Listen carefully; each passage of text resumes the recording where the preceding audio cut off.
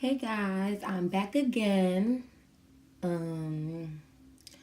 for another random, social media effects on society. Um, and one thing I kind of want to talk about is the difference between having culture and being social. Um, I'm not gonna say it upsets me, but it kind of saddens me when people say that they're introverts and they're antisocial, and you know, um, because out of all mammals and out of all animals and species that live on this earth, we humans are allowed to have culture and to be social. That if we are not social beings, then we will die. And that was kind of dramatic. And not die in a sense, if you don't participate in social gatherings, you're going to die. But research has showed that people who are antisocial and are mostly introverts and kind of say to themselves die sooner than people who are social and things like that. And so I don't know. If you're antisocial, if you're an introvert, I say get out there and try it. Even if it's small, maybe you could gather with the rest of your antisocial introvert friends. I don't know. But the difference between culture is a gumbo of a whole bunch of things: belief systems, viewpoints, religion, language, communication, fashion, um, movies, entertainment, whatever. Culture embodies all of that.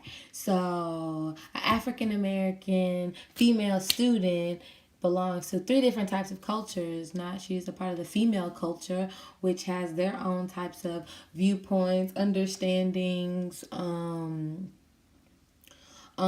social oppressions and social advancements that all go with each individual of those social groups. Being African American, I mean, if you're African American, then you obviously know what it means to be African American, especially in America. And being a student, academic culture, HBCU culture, all of those things are entirely real, and social media gives individuals an outlet to express this culture. Social media gives individuals the outlets to speak and claim more than one culture, because culture isn't just about ethnicity, culture isn't just about race, but culture is about anything. The LGBTQ community is a culture in itself. The natural hair community is a culture in itself.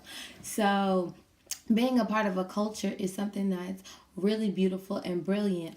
And through the effects of social media, we see people who express their culture. So I'm not sure about y'all, but I have seen an influx of Africans.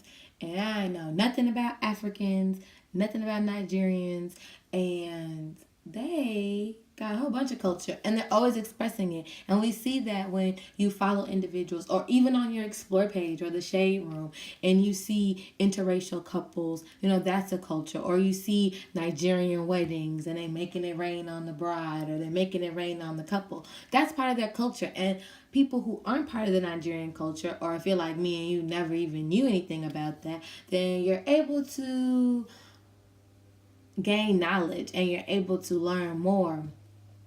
And not only can culture bring us together, like collective culturalism, but individual culturalism is also important. So not not necessarily being antisocial, but being able to separate yourself from your culture, because this is important. My bad. I lost my train of thought looking at the time. But this is important because we need people in the same culture to be able to bridge out. Like LGBT, I know I keep using them, my bad. But like the LGBTQ community, there are a lot of LGBTQs that are Christians, and you wouldn't think of religious people as also being homosexual people, only the way that Christianity views homosexuality. But you need individualistic culture to create new ideas. And so I think with social media, we'll be able to see a lot more cultural competency, hopefully. Even though there are some negative effects, I'm just going to stay with the positive. So I just encourage everybody to learn different cultures and, get your knowledge up.